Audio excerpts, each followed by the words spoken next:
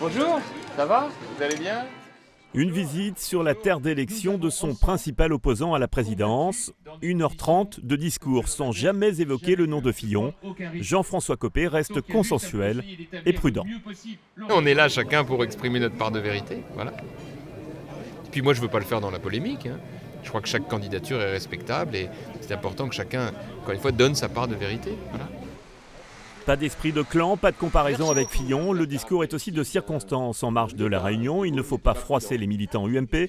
Pas d'inventaire non plus des années Fillon en Sarthe. Pourtant, le Mans est aux mains du PS depuis longtemps et les députés majoritairement à gauche. Nous avons essuyé ici des défaites importantes. Il nous faut maintenant reconstruire.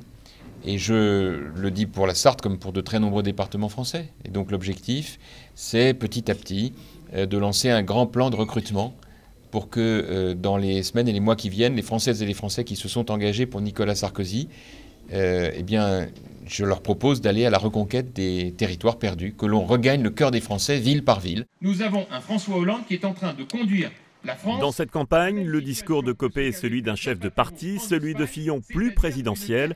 Tous les militants n'ont pas encore tranché. J'ai pas encore parrainé qui que ce soit, donc bon, je vais voir.